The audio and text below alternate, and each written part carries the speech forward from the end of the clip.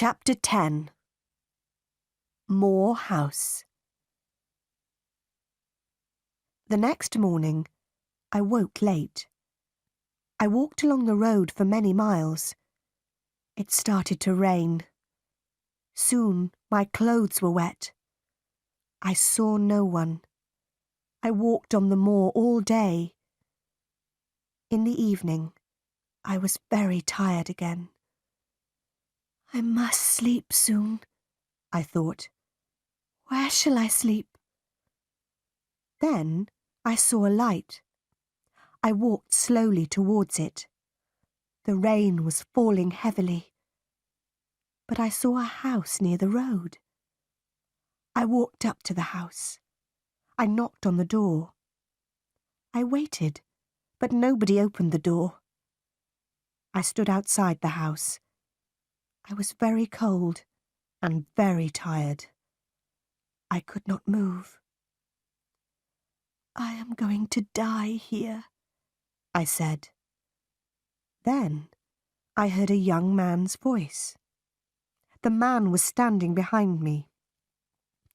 No, you will not die at Moor House, the man said. Then he unlocked the door of the house. He took me into the house. He took me into a warm sitting room. Please sit down, he said. Two pretty young women came into the room. Give this poor woman some food, Diana, the young man said. Give her some dry clothes, Mary. Then he spoke to me again. My name is St. John Rivers, he said. These are my sisters, Diana and Mary. What is your name, young woman? My name is Jane Elliot, I said. I closed my eyes. Jane is very tired, Diana said. She must go to bed now.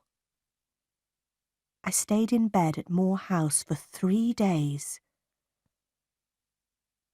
Diana and Mary Rivers were governesses. They were staying at Moor House for a few days. St. John, their brother, was a clergyman. They were very kind to me. Soon we were good friends. One day, St. John asked me about my life. I was a governess too, I told him. And I told him about Lowood School. But I did not tell him about Thornfield Hall. I did not tell him about Mr. Rochester. I want to work, St. John, I said. Will you help me? I have a plan, St. John said. A few miles from here, there is a village. Many of the girls in the village cannot read or write. I am going to pay for a girls' school in the village, but I must find a teacher for these girls. I will teach them, St. John, I said. Good, he said. There will be a small house next to the school. You will live there. 3 days later, a letter arrived for St. John. Diana, Mary, our Uncle John is dead, he told his sisters. But we will not have any of his money. He gave the letter to his sisters. They read it. Uncle John was our mother's brother, Diana told me. He was very rich, but he has given all his money to another niece. We do not know her. Soon I went to live in the village. I lived in the house next to the school. Every day I taught the girls. My pupils worked hard. But I was not happy. Every day I thought about Edward Rochester.